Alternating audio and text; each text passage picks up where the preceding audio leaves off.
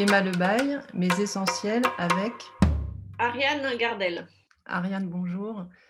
Merci beaucoup d'être, avec moi aujourd'hui pour, regarder dans le rétro de tes émotions, sur tout ce qu'on a vécu collectivement, individuellement depuis, près d'un an maintenant. Avant de commencer, je voulais juste que tu nous décrives quelle était ta vie d'avant? J'ai une super vie moi, parce que déjà je fais ce que j'aime, donc ce qui est génial. Alors en gros, pour être très déjà dans l'espace, je vis à Montreuil avec ma fille. Je dis ça parce que c'est important, parce que ça règle aussi beaucoup ma vie, comme, voilà, comme chaque parent. Et donc ma vie était, j'alternais entre donc des cours, parce que j'enseigne à Paris 1, donc j'enseigne le lundi, j'allais à la Sorbonne pour donner des cours. Sinon j'écris, puisque je suis scénariste et auteur, donc je suis là beaucoup. J'écrivais beaucoup dans les cafés, en fait, c'est un peu mes espaces de travail. Donc, j'allais dans les cafés pour travailler parce que j'ai pas vraiment de bureau. Donc, je ne veux pas travailler tout le temps chez moi, c'est juste impossible. Il faut séparer pour moi, c'est très important, ma vie privée, ma vie d'auteur. Enfin, en tout cas, mon métier, même si c'est un peu particulier, parce que c'est un métier un peu particulier. Et sinon, venant du théâtre, je sortais beaucoup, donc j'allais beaucoup au théâtre. J'allais souvent, enfin voilà, à quelques fêtes. Je suis pas très fêtarde moi, donc j'allais pas beaucoup à des fêtes, mais en tout cas, voilà. Puis j'ai la chance d'avoir des maisons, enfin de pouvoir partir à droite à gauche, inviter chez des amis ou dans ma petite maison de campagne. Enfin voilà, donc c'est une vie extrêmement à la fois de mère de famille où j'avais des horaires un peu liés aux horaires de ma fille et puis en même temps de sorties, d'amis, de travail. Voilà, c'était assez simple en fait comme vie. Voilà, très agréable. À l'annonce du confinement, tout de suite, il y a eu quelque chose, qui a touché, cet élan de création. Comment ça s'est, passé pour toi? En fait, ce qui m'a le plus frappé, c'était le fait de plus pouvoir sortir et de plus pouvoir voir les gens, en fait. Et ça, c'est effectivement, c'est très compliqué parce que mon métier, en tout cas, j'ai la chance à la fois d'écrire pour moi, enfin, en tout cas, d'une écriture très solitaire, puisque c'est une écriture romanesque, donc ça, j'ai besoin de personne. Par contre, pour écrire des scénarios ou des projets de théâtre, ou des projets de documentaires, ou des projets d'émissions, enfin voilà, des réflexions comme ça, c'est toujours en ping-pong avec des gens. Et donc, je passais beaucoup de temps par exemple dans les cafés, à discuter avec des gens, enfin voilà, et donc à réfléchir ensemble, parce que j'ai toujours travaillé à deux ou à trois, parce que c'est vrai que seul, c'est très compliqué. Et c'est vrai que c'est là tout de suite où je me suis dit, ah, comment je vais faire en fait Comment on va faire pour garder cette interaction, cette réflexion, ce ping-pong, enfin voilà, d'être tout le temps aussi dans une comment te dire, donc, dans une création active, quoi. C'est-à-dire qu'en interaction toujours avec les autres, parce que l'inspiration, elle vient pas de nulle part, hein, elle vient du monde, elle vient de ce qu'on vit, de ce qu'on voit, on est chargé toute la journée d'émotions, que ça soit pour moi, par exemple, dans le métro, parce que je passe beaucoup de temps dans le métro, voilà. Et c'est ça, très vite, où je me suis dit, mais je vais plus pouvoir voir les gens, je vais plus pouvoir sortir, être dans d'autres espaces, découvrir d'autres univers. Enfin voilà, c'est ça qui m'a le plus tout de suite. Je me suis dit ah. Après c'était intellectuel, hein, c'était pas, je l'ai pas vécu de l'intérieur. C'est après que j'ai réalisé à quel point les conséquences quoi, les Alors vraies conséquences. justement, quelles conséquences, on va dire, intimes dans ton fort intérieur, dans le ressenti, dans le corps? Comment ça s'est exprimé? Alors, en fait, un élément de grande, c'est un peu bête tout ce que je veux dire, mais très statique. Parce que comme on ne pouvait plus sortir, on était obligé de rester chez soi. On n'a plus d'élan. C'est-à-dire qu'en fait, on est bloqué.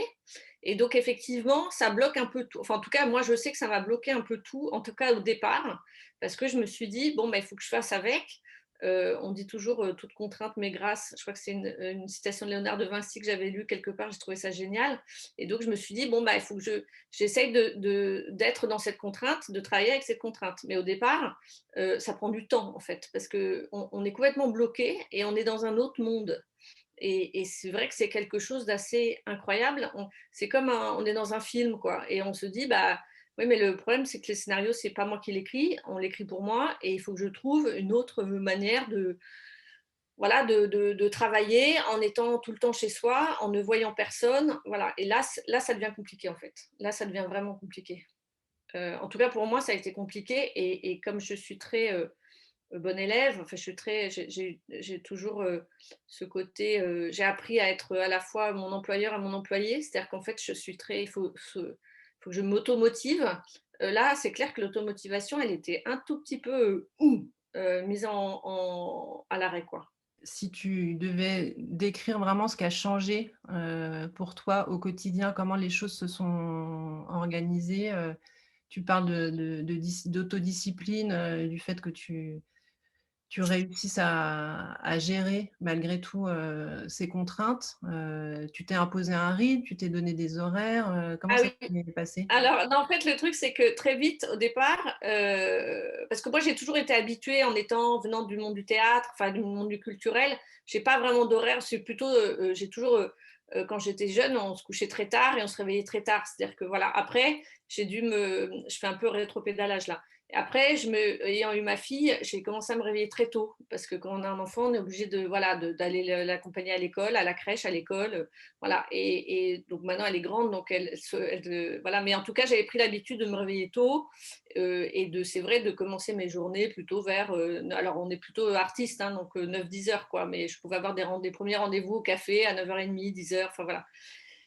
Et donc là, effectivement, là, gros, gros, gros coup dur, c'est qu'en fait, il n'y a plus d'horaire. Et donc, comme moi, ça me panique de plus avoir d'horaire, j'ai été très, très, très disciplinée. Le truc, c'est que j'ai vu très vite que ma fille, n'allant plus au lycée, elle avait plus du tout d'horaire. Donc, au départ, j'ai commencé à lui donner des horaires comme pour moi, en fait, pour me rassurer, pour me dire, il faut quand même structurer la journée parce que sinon, il y a un côté un peu Alexandre le Bienheureux, le film avec Noirel, où il reste dans son lit toute la journée. Là, on se dit, ah, c'est pas possible. Donc, il faut que je m'autodiscipline, il faut que je me donne des horaires.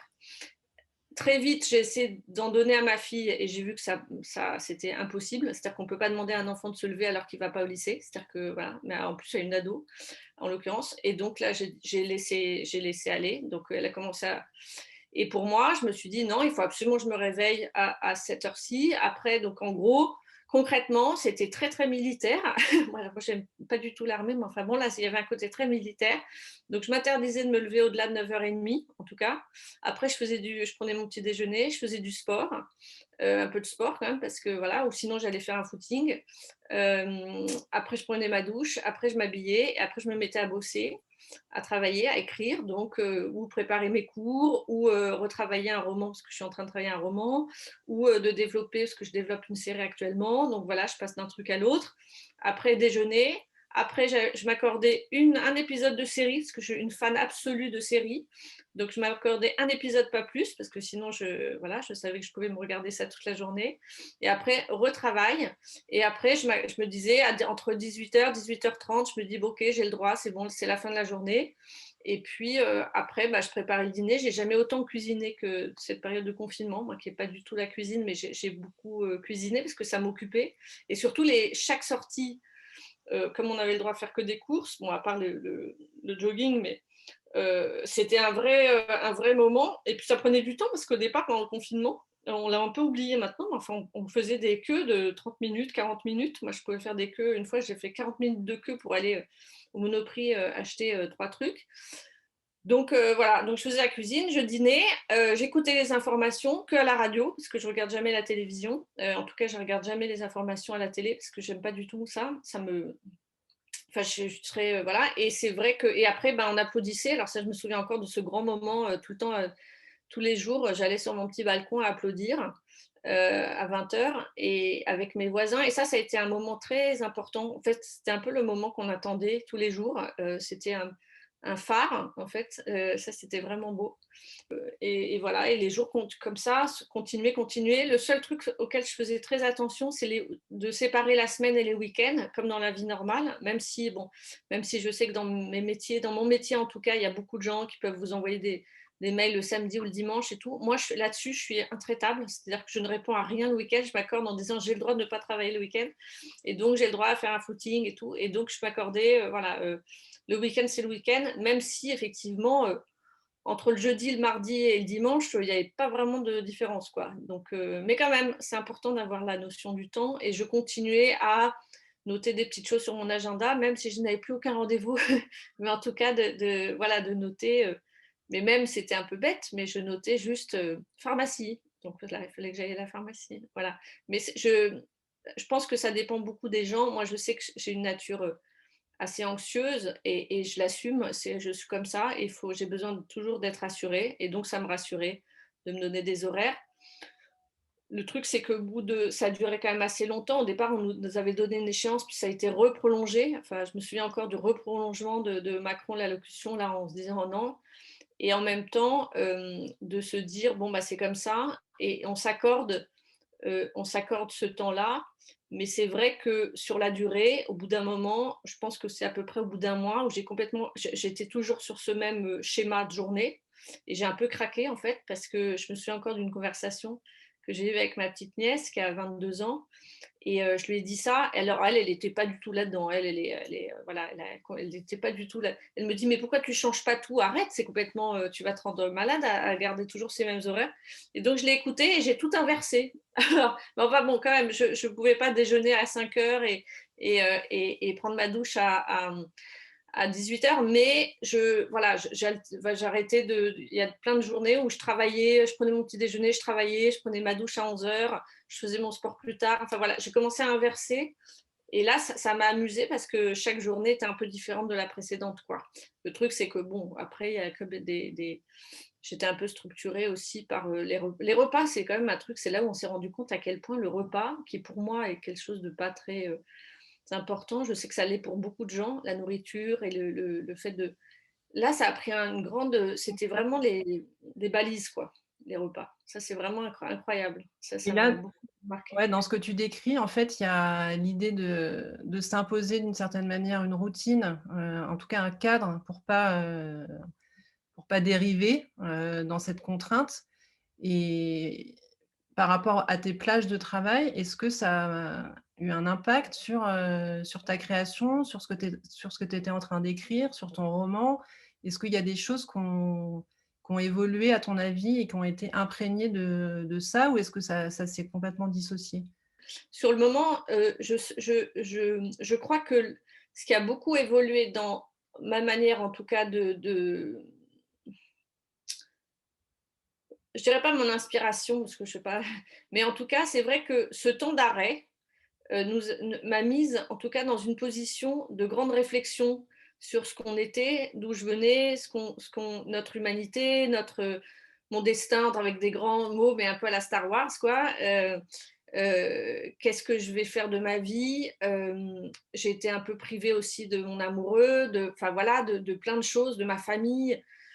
Euh, et donc c'est vrai que là, ça nous renvoie beaucoup à notre solitude. Et donc je pense que mon écriture, en tout cas ce que j'écrivais, a été beaucoup empreint de ce sentiment de solitude et d'être un peu seule, mais comme tout le monde, d'ailleurs, c'est un sentiment que tout le monde a partagé, hein, et de besoin de renouer avec le passé. C'est-à-dire et je pense que dans l'écriture, ça m'a replongé très loin en arrière. Et donc, c'est vrai que comme c'est bon, après, c'est un peu mon truc, donc ça m'a pas.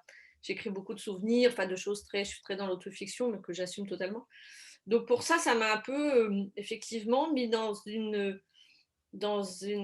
un sentiment de mise à l'arrêt de la vie de tous les jours et de cette machine comme ça qui ne s'arrête pas. Et forcément, ça m'a aidé à retrouver des souvenirs, des émotions. Enfin voilà. Et donc là-dessus, ça a été quand même très profitable. En tout cas, moi, je l'analyse comme ça maintenant, hein, parce que sur le moment, je ne me rendais pas trop compte. Le problème, c'est que ça nous rend un tout petit peu nostalgique et moi, je me méfie beaucoup de la nostalgie parce que je trouve pas que c'est pas un sentiment très positif, en tout cas à mon sens, même si, il y a plein de gens, mais et donc ça nous rendait un peu triste. Enfin, moi, je sais que ça me rendait un peu nostalgique, un peu triste et donc je pense que mon écriture a été un peu, teintée de ça. Et donc ça, c'est pas très très bon. C'est-à-dire que voilà, ça c'est pas super bon. Donc je faisais très attention à essayer de voilà de pas être trop remplie de ce sentiment quand même de tristesse, de peur que de la maladie pour les autres, pour les gens qu'on aime, parce que moi j'ai pas tellement eu peur pour moi. Enfin, je continue à ne pas avoir peur pour moi, c'est pour les gens que j'aime. Et effectivement, là c'est vrai que on peut pas séparer ce qu'on est, ce qu'on fait. En tout cas, moi, j'ai la chance d'écrire et tout, donc je ne peux pas me dissocier. C'est-à-dire que je ne suis pas, moi, Ariane, dans la vie et Ariane auteur, en fait. C'est un tout. Et là-dessus, même si l'écriture, c'est un travail, c'est-à-dire que c'est du labeur, quoi. C'est pas tous les jours, il faut travailler. C'est J'adore les citations et donc c'est écrire un peu chaque jour sans espoir et sans désespoir. C'est Karen Blixen qui disait ça. Bah, je me suis beaucoup accrochée à ça. Tous les jours, j'écrivais un peu et je pense que c'est très très très important, mais c'est vrai qu'on ne peut pas, on écrit avec ce qu'on est au moment où on est. C'est-à-dire que l'important, c'est quand on écrit, c'est le moment exact où on écrit. C'est pas ce qu'on écrit qui compte, c'est le moment c'est l'état dans lequel on est au moment où on écrit. Et donc effectivement, quand j'étais dans cette situation de confinement, d'être confinée, de ne plus voir personne, d'être uniquement avec ma fille ou d'avoir des interactions uniquement par Zoom ou par téléphone avec les autres, forcément, quand j'écrivais, j'étais dans un drôle d'état. Et donc, cet état, forcément, se voilà, déteint sur l'écriture et sur ce que j'écrivais, en fait.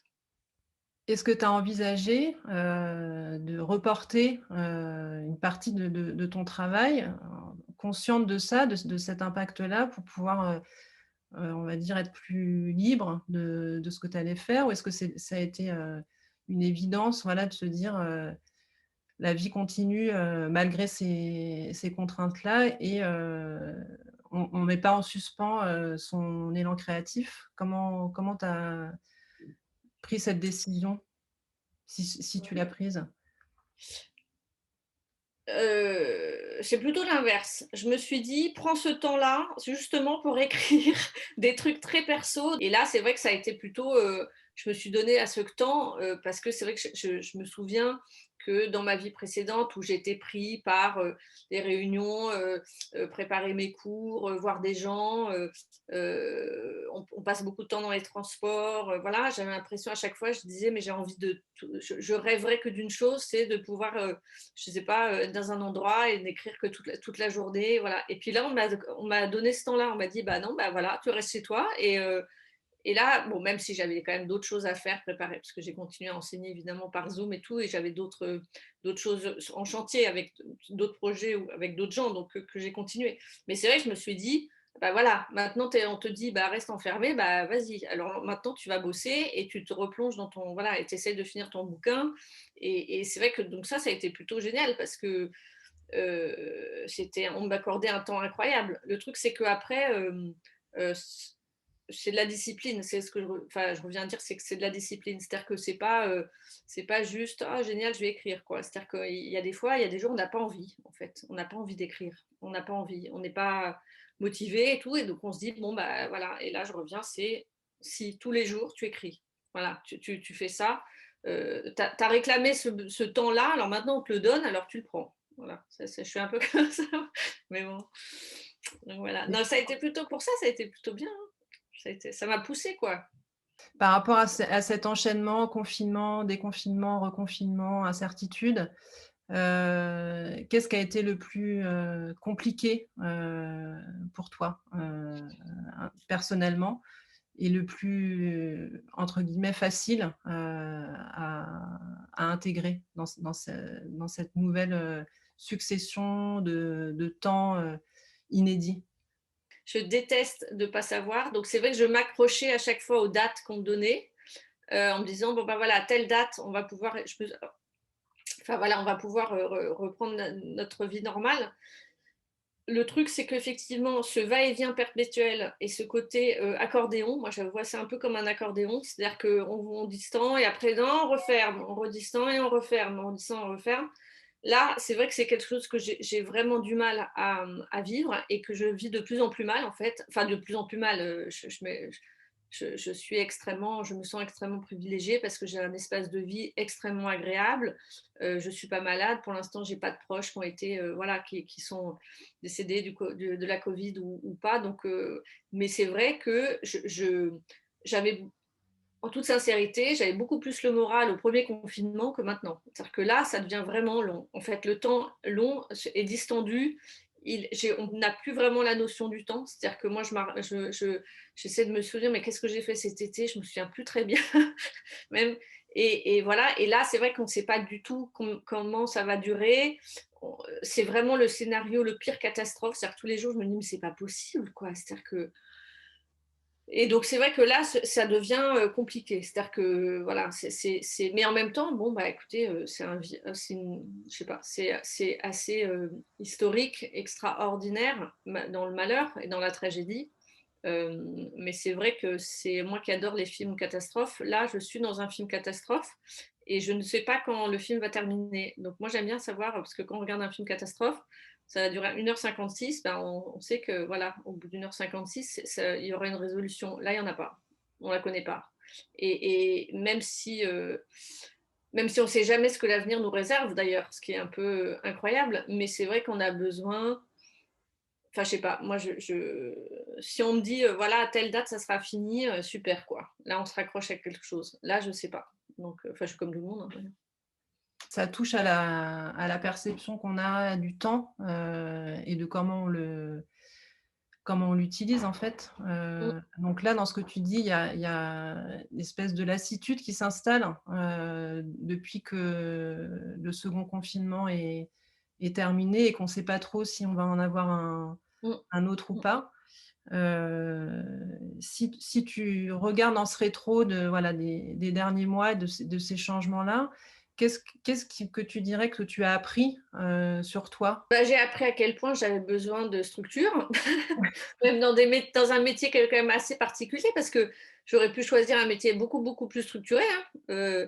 À un moment, j'ai travaillé d'ailleurs dans une société de production. J'avais un contrat, j'avais un salaire, j'avais un bureau, j'avais des collègues, j'avais des horaires de travail. C'est extrêmement rassurant. Le truc, c'est que, bon, j'ai fait ça pendant 7 ans, hein, quand même, et que c'est formidable. Mais c'est vrai que très, très vite, je me suis rendu compte à quel point j'avais besoin de changer d'espace tout le temps, dans la journée, de me déplacer, de voir des gens nouveaux tout le temps, ce qui est quand même le rêve dans notre métier, c'est de rencontrer des gens nouveaux tout le temps. Donc voilà, et c'est là où ça m'a renvoyé aussi mon besoin de rencontrer des gens, de pouvoir me déplacer dans la journée.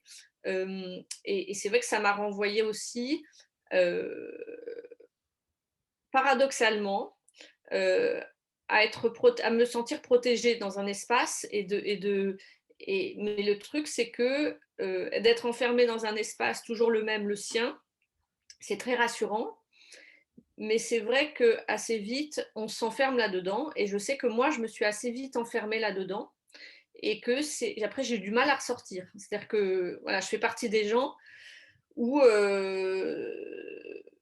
voilà, j'étais plutôt pas mal, hein, au bout d'un moment. Donc le problème, c'est que ça renvoie aussi à une sorte de passivité, et que là, on perd l'inspiration. C'est-à-dire que j'ai de plus en plus de mal à travailler, par exemple. Je travaille, hein, je suis obligée, parce que heureusement, j'ai des échéances, j'ai des contrats, je dois les honorer, et donc voilà. Mais c'est vrai que ça devient de plus en plus fastidieux, et parce que à la fois on n'est pas confiné, mais on est un peu confiné. Moi, concrètement, ma vie, je vois personne. C'est-à-dire que c'est un peu comme le confinement, quoi. Même si je peux sortir peut-être un peu plus, mais enfin, clairement, mon métier me fait que je suis tout le temps chez moi, je vois personne, je peux plus sortir. Enfin voilà. Mon amoureux, il est chez lui, et on ne se voit pas, donc on ne se voit plus. Donc, enfin voilà. Et je sais que moi, ça m'a donné une image de moi un peu. Fait attention à cette solitude dans laquelle ça me va assez bien en fait.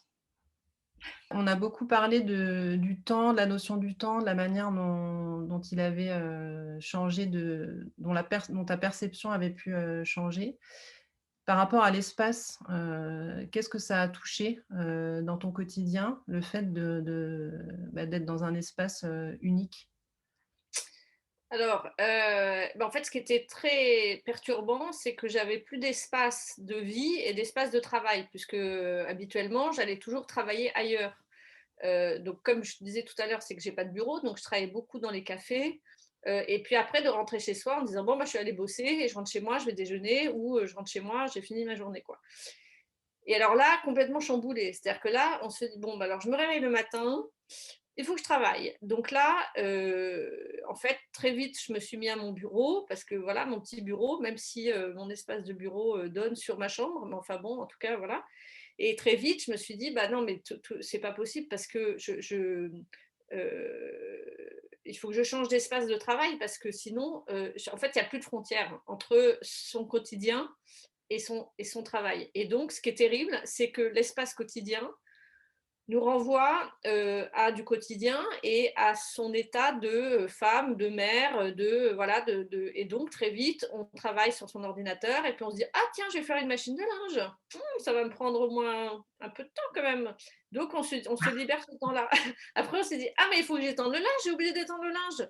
Et donc on n'arrive pas, la concentration, c'est très très compliqué parce qu'en fait on est chez soi et en même temps on est perpétuellement attiré par d'autres choses. Tiens, je vais me faire un café. Tiens, je vais regarder mon téléphone. Je vais regarder dehors. Je vais faire ça, je vais faire ça. Enfin voilà.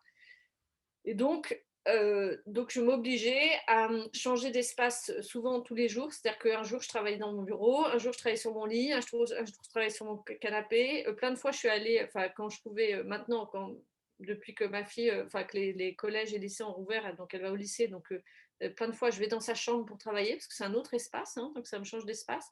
Même une fois, je me suis mis dans ma cuisine pour travailler dans la cuisine, parce qu'il faut que je change un peu, parce que sinon, on tourne un peu en rond, c'est-à-dire qu'un peu comme un lion en cage, quoi. Et encore, j'ai de la chance parce que j'ai de l'espace. Mmh. J'ai pas de jardin, malheureusement. Enfin, j'ai un petit balcon.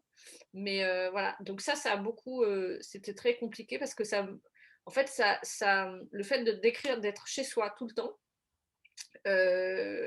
demande une hyper concentration et effectivement des choses un peu comme plein de gens vivent, c'est-à-dire des réunions Zoom avec d'autres professeurs ou avec d'autres voilà, d'autres gens, enfin dans mon métier, voilà, Mmh. et ben effectivement de faire attention aux horaires, que ma fille rentre du lycée, donc voilà, des travaux. En ce moment j'ai des travaux en bas de chez moi, c'est un enfer, donc d'aller voir le mec des travaux en disant mais écoutez, non mais je suis désolée, là j'ai une réunion Zoom, donc est-ce que vous pouvez ne pas faire du marteau-piqueur à ce moment-là?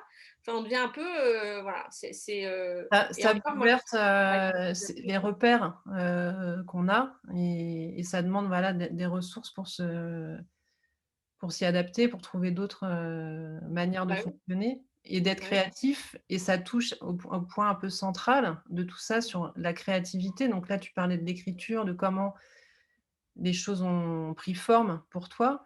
Mais, concrètement, est-ce que c'est possible, de ne pas créer, de mettre, cet élan-là, de côté, compte tenu des contraintes ou pas? j'avais un autre roman que je m'étais lancée un peu j'ai eu beaucoup de mal, là, je l'ai mis complètement en suspens. C'est-à-dire qu'en fait, j'arrive plus à trouver l'évasion. J'arrive plus à m'évader parce qu'en fait, je suis dans un espace que je connais tellement, c'est-à-dire que de chez moi. Donc, j'arrive plus à m'évader. C'est-à-dire qu'en fait, ça a l'air de rien. Mais moi, par exemple, pendant des années, j'ai créé beaucoup et encore maintenant dans le métro. C'est-à-dire que j'ai toujours un carnet sur moi. Ça fait un peu l'auteur qui note, il prend des notes et tout. Mais c'est vrai, en fait. C'est parce qu'en fait, il n'y a rien de mieux, par exemple, que d'écrire dans un train. C'est extraordinaire. Parce que, en fait, vous avez un point de départ, vous avez un point d'arrivée, vous êtes dans un espace-temps qui ne vous appartient plus. C'est-à-dire qu'en fait, vous vous déplacez, on vous déplace, vous regardez un paysage que vous ne connaissez pas, donc c'est une évasion incroyable parce que vous tournez la tête, vous voyez un paysage que vous découvrez. Et ça, c'est extraordinaire. Donc le train, c'est génial. C'est-à-dire que moi, j'ai jamais autant écrit que dans un train. Dans le métro, par exemple, aussi. C'est des espaces parce que vous levez les yeux, je sais pas, vous avez des visages que vous connaissez pas, donc c'est l'autre, c'est l'étranger, c'est et c'est vrai que d'être chez soi tout le temps, c'est terrible parce qu'en fait, à chaque fois, on se renvoie nous-mêmes. C'est-à-dire qu'en fait, c'est notre propre miroir. Tous les objets, on les connaît, on sait d'où ça vient, ça nous renvoie à un passé. C'est nous tout le temps. Donc le problème, c'est que effectivement, ça coupe complètement la créativité d'aller dans l'ailleurs et c'est beaucoup plus compliqué. Enfin, je sais que pour moi, c'est beaucoup, beaucoup plus compliqué. C'est-à-dire que voilà, Parce que, moi l'avenue de ma fenêtre, on la connaît par cœur, quoi. L'avenue de ma cuisine, je la connais par cœur, moi. Donc c'est vrai que depuis que je travaille chez moi, je suis beaucoup moins dans la création, dans une écriture, je travaille surtout sur des projets très concrets de portraits d'auteurs ou peut-être de projets utopiques, hein, j'en sais rien si ça verra le jour, mais peu importe, ou de choses très factuelles, qu'on me demande des choses, de faire des résumés, voilà, mais c'est vrai l'écriture au niveau de l'écriture personnelle, j'ai mis un peu en stand-by parce que j'ai beaucoup de mal, quoi. J'ai de plus en plus de mal, en fait. Parce qu'au départ, on se dit, bon, bah, de toute façon, il faut bosser, il faut continuer. Mais au bout d'un moment, là, écrire de chez moi, j'en peux plus, hein. Je n'en peux plus. Et c'est vrai que là, ça me manque beaucoup. Je suis très nostalgique de retrouver ma petite table de café et d'aller travailler tous les jours à mon café. Il y a à la fois du positif dans l'idée de réussir à s'adapter, d'avoir cette ressource-là, de faire avec, même s'il y a des inconvénients. Et est-ce que, tu as le sentiment d'avoir appris quelque chose des autres? Mmh. Et quoi? Beaucoup plus sur les autres que sur, enfin si, sur moi, oui, mais moi je suis un peu, j'ai toujours été intéressée ce que je fais. Enfin, ça fait un peu thérapie, je vous raconte un peu ma vie, mais ça fait partie du truc. C'est-à-dire que moi j'ai fait une analyse pendant 25 ans, donc ça m'a toujours intéressée de réfléchir sur ce que je vivais, avoir toujours ce recul-là sur les choses et sur moi, sur mes sentiments, sur mes choix, donc là-dessus, voilà, c'est surtout sur les autres, effectivement, où là est remonté beaucoup à la surface les angoisses des gens, les angoisses profondes des gens et des angoisses qu'ils pouvaient cacher ou qu'ils pouvaient un peu, voilà. Et c'est là où on se rend compte, où on voit les gens d'une autre manière. Mais enfin, heureusement, parce que dans la vie, on ne connaît jamais les gens, en fait. On les découvre tout le temps, même des gens qu'on connaît depuis des années. On peut découvrir voilà, des failles profondes, voilà. Et là, parce que ce sentiment, cet état d'être obligé d'être confiné, de voir personne et tout, c'est vrai que là, on se rend compte que les gens ont une manière de réagir qui est très, très, très différente. Et j'ai pu voir voilà, des petites fenêtres que j'avais pas, qu'elles se sont ouvertes, que je n'avais pas vues, que les gens eux-mêmes peut-être n'avaient pas vues. Mais là-dessus, il faut d'une grande, grande indulgence parce que chacun le vit comme il le vit et que là-dessus, c'est très compliqué. C'est de ne pas essayer de convaincre l'autre, de dire, ben voilà, ben non, en fait, c'est pas grave. Là, on peut pas. Et là, c'est vrai que je pense que c'est le choc. Je pense que le choc relationnel est beaucoup plus violent. Enfin, le choc sanitaire, il l'est, mais je pense que c'est le choc relationnel et chacun a envers les autres, envers le monde, envers sa vie et tout, qui est incommensurable et qui est assez. C'est ça qui me fait vraiment peur en fait, moi. Enfin, je pense, ouais. Mais bon, chacun est comme on est tout petit, hein. On est tout petit là, donc on se rend compte que chacun se sent tout petit et donc forcément baisse un peu la garde et montre un peu ses vraies angoisses. Donc c'est plutôt positif aussi, hein. C'est-à-dire que, enfin, je pense que moi j'ai toujours considéré qu'il faut toujours voir le plus que le moins, donc de me dire bah voilà, ça va faire avancer. Il y a des gens avec qui on se sentait très proches et on se rend compte que voilà, ils sont pas vraiment comme on les avait vus. Mais en même temps c'est bien. Je trouve que c'est vachement enrichissant de voir Ouais. ça aussi. Du coup, Donc il y a l'idée que toutes ces situations qu'on a traversées, elles révèlent, on va dire, la nature humaine, mmh, d'une autre manière. Et si tu devais, heu, dire ce que tu as gagné, ou perdu, pour mmh. toi dans cette traversée de Covid, au fil des mois?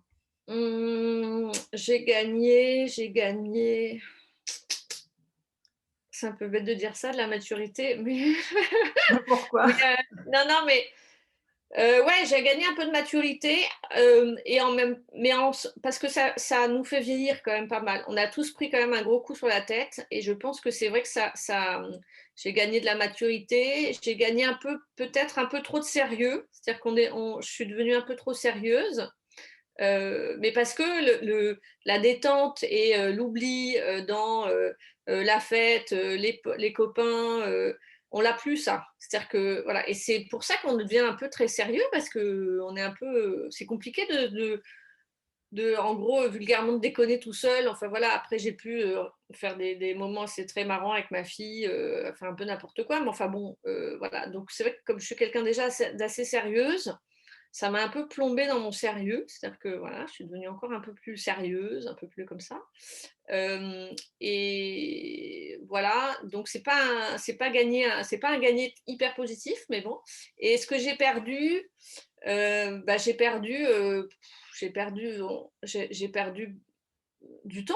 Enfin, j'ai perdu du temps de partage, j'ai perdu du temps de complicité avec les autres, de spectacles que j'aurais voulu voir, de films que j'aurais voulu voir. Alors, j'espère que les films, on pourra les voir, mais les pièces, le théâtre, c'est ma passion absolue, c'est de l'instant présent absolu. Bah, cet instant présent, bah, il a été mis complètement, voilà, il n'existe pas en fait. Et donc ça, c'est du temps perdu, c'est-à-dire qu'on ne pourra pas revenir en arrière.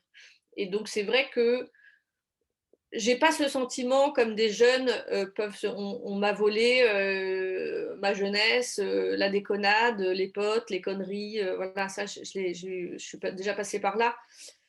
Donc, mais j'ai perdu tout ce temps-là, on ne peut pas revenir en arrière, quoi. C'est-à-dire que, donc, c'est vrai qu'on se dit, ah, j'aurais dû faire ça, j'aurais dû faire ça, j'aurais dû faire ça. Ben non, je ne l'ai pas fait, j'ai pas pu le faire. Donc, on le fera peut-être plus tard, mais je pense que on ne sera jamais pareil. Enfin, moi, je pense qu'on va retrouver une liberté, peut-être extraordinaire, démultipliée, incroyable. Je pense qu'on va aller dans la fête absolument, dans le partage absolument, et ça, c'est génial. Mais c'est vrai qu'on a cette marque-là de se dire on est tout petit, la nature reprend ses droits. Mais c'est une image de ce qu'on vit actuellement. Hein. C'est une métaphore incroyable que la nature est plus forte que l'homme, quoi. C'est-à-dire que et qu'elle sera toujours plus forte. C'est un peu bête de dire ça, mais enfin c'est quand même la réalité. Et là, on l'a pris de plein fouet. Hein. Pour continuer dans ce, on va dire, rétroviseur des émotions, tu dirais qu'est-ce qui te manque le plus aujourd'hui par rapport à la vie d'avant? On a parlé de la relation aux autres, évidemment du contact, de sortir, Mm. de la vie culturelle, mais si tu devais décrire quelque chose de très précis qui te manque et que tu ne peux plus faire aujourd'hui, et ce qui te manque le moins, dans l'idée que peut-être il y a aussi des choses qu'on a laissées de côté, s'échapper et que c'est pas plus mal. Ce qui manque le plus, c'est me déplacer. C'est le déplacement, c'est le voyage. Enfin, le voyage, j'ai eu la chance de pouvoir voyager pas mal et tout, mais c'est vrai que c'est le déplacement, c'est d'aller dans des endroits que je ne connais pas. Ça, c'est un truc qui me manque le plus, parce que c'est ce qui me ressource le plus. C'est clair que le voyage, c'est une liberté incroyable, et c'est une découverte de l'inconnu. Et c'est vrai que ce qui me manque le plus, c'est la découverte de l'inconnu. C'est-à-dire qu'en fait, là, je suis que dans un univers que je connais, mais je connais mais tous les rouages, quoi.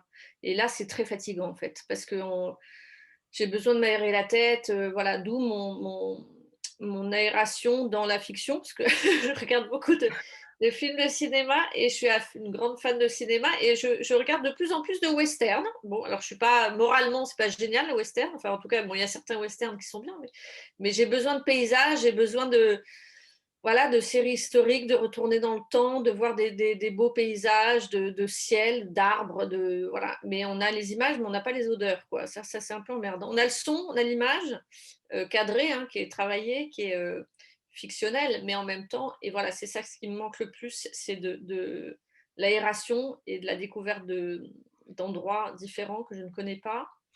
Et l'autre question, j'ai un peu oublié, Le moins, c'était le moins. éventuellement, s'il y a quelque chose, voilà, qui a fini par se faire oublier. Mmh. Peut-être le temps perdu de se rendre compte qu'on a quand même, on passe pas mal de temps où on perd son temps. C'est-à-dire qu'on passe pas mal de temps euh, à peut-être j'ai fait des choses où je me suis lancée dans des entreprises, enfin dans des aventures surtout de boulot ou avec des gens où je me rendais compte que je le faisais je ne sais pas très bien pourquoi d'ailleurs, au bout d'un moment, on oublie un peu et qu'effectivement, d'en être privé, on se rend compte de ça. En fait, on l'a fait, mais on n'en avait pas vraiment besoin. On a peut-être un peu perdu son temps. C'est pas contre les gens, hein, pas du tout. Hein. C'est de dire, en fait, qu'est-ce que ça m'a apporté vraiment? Pas grand-chose. Et c'est vrai que le fait de se nourrir autrement, c'est-à-dire qu'en tout cas par des romans, par exemple, par la littérature. Moi, j'ai lu des grands, enfin, c'est un peu comme les grands films avec plein de voyages. J'ai lu voilà, des ouvrages comme Dickens, voilà, des grandes fresques comme ça, romanesques. Euh, je me suis rendu compte que ça peut-être me nourrissait plus que certaines choses que je faisais par le boulot, voilà, où on se dit en fait, c'est pas très intéressant, voilà. Mais en même temps, bon, voilà, je pense que c'est ça aussi. Je me rends de l'importance des choses et de pourquoi on fait les choses. Et c'est surtout le pourquoi on fait les choses. Qu'est-ce que ça nous apporte? Voilà, il y a plein de choses. Quand on est mis à l'arrêt, on prend du recul, on fait un peu rétro, comme ça, on regarde en arrière, on se dit, bah ça, je peux pas, voilà, j'aurais peut-être pu m'abstenir, quoi. Voilà, mais tout ça n'est pas très grave. Enfin, je sais pas comment dire. C'est-à-dire qu'en fait, il faut se parler gentiment aussi. Hein. C'est-à-dire qu'il faut pas non plus. Personne n'est parfait. Hein. Donc, bon, il y a des choses qu'on fait un peu bon, voilà. On se dit, bah, c'est pas grave, c'est comme ça. Il faut, voilà. Et du coup, pour conclure sur cette partie vraiment de la situation présente, même si on est revenu en arrière sur le confinement, mais finalement, on est dans cette incertitude-là depuis des mois. Comment tu te sens, toi, là, aujourd'hui? Bah, ce que je disais tout à l'heure, c'est que je suis un peu fatiguée moralement, pas fatiguée physiquement, parce que même si le corps il se fatigue un peu à pas bouger, c'est-à-dire qu'à pas trop se déplacer, alors même si je me déplace quand même un peu, mais enfin je me déplace quand même beaucoup moins qu'avant, je me sens un tout petit peu, ça va, hein, mais c'est vrai que je me sens un peu comme tout le monde, une grande lassitude, en se disant quand est-ce que ça va finir, on n'en peut plus de ces nouvelles désespérantes qu'on entend, en tout cas que moi je peux entendre à la radio. J'ai l'impression que les journalistes font assez gaffe d'ailleurs à essayer de changer un peu les sujets parce qu'au bout d'un moment on devient fou, quoi. C'est-à-dire qu'on allume la radio, on entend tout le temps la Covid, le vaccin, le confinement, couvre-feu, enfin ces mots-là, c'est-à-dire que c'est des mots de guerre. Hein. Enfin, c'est-à-dire que déjà le mot couvre-feu, moi je comprends pas. Déjà, je ne comprends pas. Donc voilà. Mais et donc c'est vrai que là, on est un peu, au bout d'un moment, ça devient très très long, quoi. Donc enfin voilà, il y a un côté un sentiment de lassitude, de ras-le-bol, j'en peux plus, j'ai envie de respirer, j'ai envie de sortir. Et c'est vrai que, voilà, donc en ce moment, le travail m'aide beaucoup. J'ai de la chance d'avoir du boulot, et ça, heureusement, parce que je pense à tous les gens qui n'ont plus du tout de travail. Ça doit être terrible.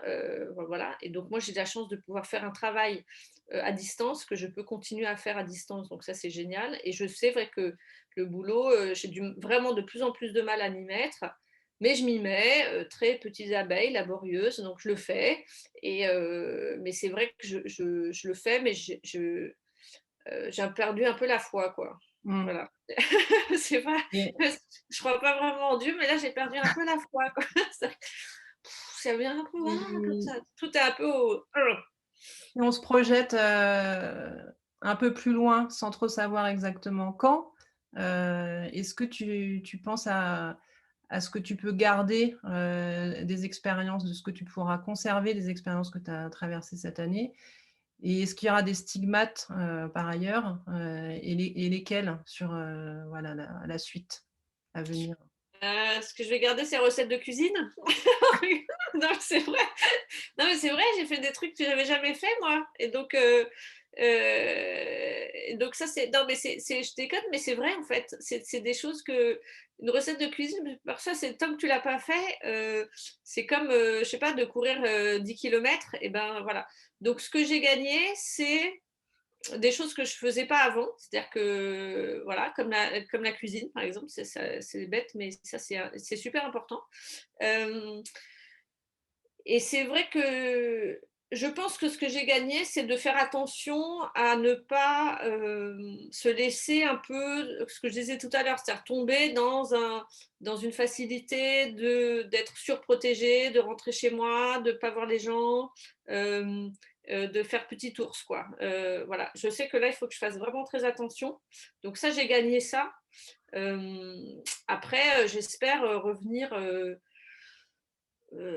voilà, je pense que ça va nous rendre peut-être beaucoup plus forts, beaucoup plus énergiques, beaucoup plus de découvrir d'autres choses. Je pense que c'est là où aussi on se rend compte que on a, mine de rien, je pense que ce qu'on traverse, ce que moi je traverse là, moi, française en 2021, dans mon métier, dans mon cadre, c'est que je me suis toujours sentie très privilégiée, mais là, à un point, mais c'est incroyable. Et donc, c'est vrai qu'il y a un côté euh, faisant profiter les autres, d'être beaucoup plus, d'aller beaucoup plus vers l'autre, bon, à ma petite mesure, hein, mais c'est vrai que voilà, euh, je pense que ça nous a, moi, ça m'a, je me rendrai compte peut-être dans un an de. Je pourrais te répondre exactement à ce que ça m'a offert ou donné. Là, on est encore un peu dedans, donc j'ai du mal à moi, je ne peux pas me projeter, hein. Je ne sais pas comment je serai dans 6 mois, j'en sais absolument rien, en fait. Mais, donc, dans un an, ouais, je pourrais peut-être dire voilà ce que ça m'a apporté. Pour l'instant, je me sens encore complètement dans ce film catastrophe et donc je suis un peu en. Voilà, j'ai pas ce recul-là, en tout cas pour l'instant. On peut se projeter, hein, on peut se dire voilà, je vais faire ci, je vais faire ça et tout, puis peut-être qu'on ne le fera pas, j'en sais rien, je sais pas. Ça rejoint ce que je voulais te demander sur l'après. J'ai un cadeau pour toi aujourd'hui. Je t'offre une baguette magique avec un vœu. Ce serait lequel? Bah, c'est que y ait de. Mon vœu, ça serait qu'il y ait le moins c'est un peu utopique, mais le moins de morts possible, quoi. C'est-à-dire qu'il y ait le moins que le vaccin agisse génialement, comme visiblement, il a l'air d'agir, qu'on puisse vacciner le maximum de gens, donc c'est ça mon vœu, en fait. C'est que économiquement on arrive à se relever, même s'il y a plein de gens qui vont pas se relever, quoi. C'est-à-dire que ça va prendre des décennies, hein, là. C'est-à-dire que ce qu'on vit là, c'est là où ça fait un peu peur, en fait. Et enfin, pour conclure, je t'avais proposé de réfléchir à une image, Mm. un visuel qui soit représentatif pour toi de ce que tu as vécu depuis le début de la pandémie. Mm. Est-ce que tu peux me la décrire, cette image? Alors, c'est une image qui est sortie dans la presse, une photo qui a été prise dans Paris pendant le confinement. Et en fait, c'était place Colette, au Palais Royal, en face de la Comédie Française. Et c'était des canards qui se promenaient sur cette place. Et cette photo m'a beaucoup marquée parce que c'était exactement ce que je ressentais, c'est que la nature reprend ses droits. Déjà, c'était sur une place qui me touche particulièrement parce que c'était dans la Comédie Française et c'est le théâtre et c'est la culture et c'est le rêve et c'est la fiction. Et que là, le réel, c'était une place vide avec juste 3 canards qui se baladaient, voilà, qui étaient venus des quais de Seine, qui avaient repris leurs droits et il n'y avait plus personne et donc ils se baladaient où ils voulaient et ils se sont retrouvés sur cette place et c'était vraiment la métaphore de la nature est plus forte que l'homme. On a créé une magnifique place avec ces belles colonnes. Là, c'est ce magnifique bâtiment de la Comédie Française qui raconte aussi tout le passé culturel de la France. Enfin voilà. Et ces petits canards magnifiques, d'ailleurs, c'est des cols verts. Moi, j'aime beaucoup les canards. Je les trouve très élégants, très beaux. Et ils se baladaient comme ça. Et c'était des grands personnages. C'était vraiment La Fontaine, quoi. C'était des personnages. Ils étaient là, ils sont royaux, quoi. Ils se baladent sur cette place en disant, bah maintenant, elle est à nous, quoi. Elle n'est plus à vous. Et vous n'avez plus le droit voilà. Et ça m'a beaucoup marqué cette photo parce qu'en dehors de l'amusement du départ, le côté totalement incongru, il y a eu même des cerfs dans une ville près de Rambouillet, des cerfs qui sont. Voilà. J'ai trouvé ça incroyable, quoi. Je me suis dit, mais ces petits canards, ils sont là et ils se disent, bah maintenant, le monde est à nous, hein. Donc voilà. Il y en a peut-être plein d'autres, mais en tout cas, c'est celle-ci qui m'est venue intuitivement tout de suite à l'esprit. Ça m'avait beaucoup amusée au départ, et après, je me suis dit, mais ça raconte tellement de trucs. Ça raconte tellement de trucs. et voilà, donc c'est cette petite photo, de canard, sur la place Colette, au Palais Mmh. Royal. Et Voilà. enfin, pour terminer de conclure, est-ce qu'il y aurait une question, que je t'ai pas posée, que tu aurais aimé que je te pose? Non, non, non, je crois pas. Non, on a fait je crois que enfin, non, sincèrement non. Non, non. Peut-être que revenir dans un an pour savoir qu'est-ce que ça va comment on sera, vraiment après, en fait. Parce que, même si on n'est pas confiné comme on l'a été, on sait pas si on le re-sera parce que voilà, les chiffres sont pas très bons. Donc, ouais, peut-être c'est de savoir qu'est-ce que vraiment ça m'a apporté bien après, quoi, avec ce temps de digérer, de voilà, de ce recul-là. Voilà, c'est un drôle de. L'espace-temps, il est quand même très très distendu là, hein. Donc, voilà, ça serait peut-être ça. Alors rendez-vous dans un an. Dans un an, comme dans la chanson, non, c'était Rendez-vous dans 10 ans avec Patrick Bruel. Mais là, c'est dans un an. Mmh. Merci Ariane. Merci Emma, merci à toi. Et puis, croisons les doigts, hein. Yes.